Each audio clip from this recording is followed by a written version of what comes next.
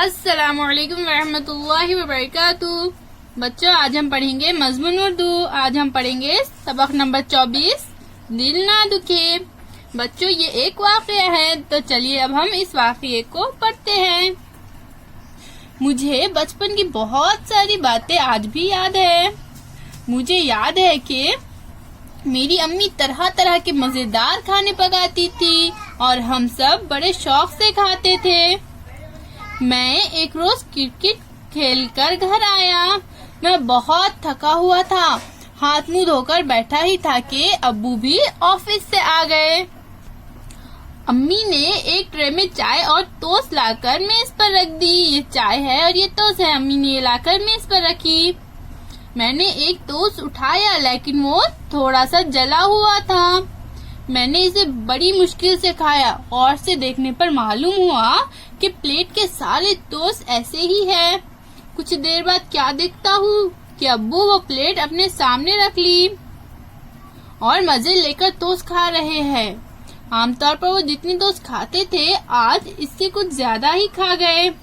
چائے کے بعد میں اپنی میز پر پڑھائی کرنے کے لیے بیٹھ گیا، لیکن پڑھائی میں طبیعت نہیں لگ رہی تھی۔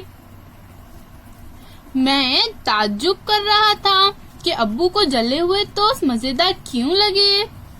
اتنے میں ابو امی کی باتیں سنائی دی۔ امی کہہ رہی تھی، آج میری غلطی سے ٹوسٹ جل گئے۔ بیٹے مونس نے صرف ایک ٹوسٹ کھایا، آپ کو بھی وہ بد مزہ لگے ہوں گے۔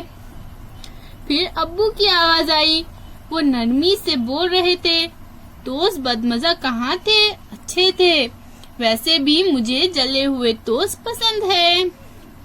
میں سوچنے لگا، بھلا جلے ہوئے ٹوسٹ بھی کسی کو پسند آتے ہیں؟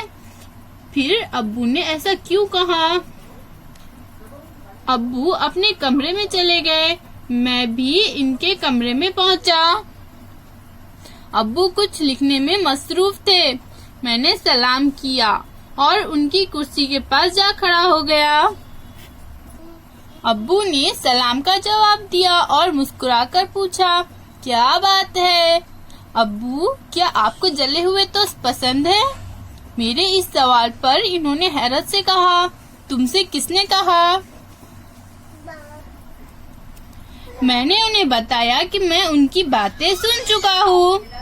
ابو نے مجھے محبت سے اپنے پاس دوسری کرسی پر بٹھا لیا اور کہنے لگے، بیٹا تمہاری امی دن بھر ہماری خاطر کتنے کام کرتی ہے، آج کسی وجہ سے ٹوسٹ جل گئے ہوں گے، وہ خود بھی پریشان ہے، تم نے صرف ایک ٹوسٹ کھایا، اگر میں بھی ایسا کرتا تو وہ اور زیادہ شرمندہ ہوتی، اس لیے میں نے انہیں خوشی سے کھا لیا۔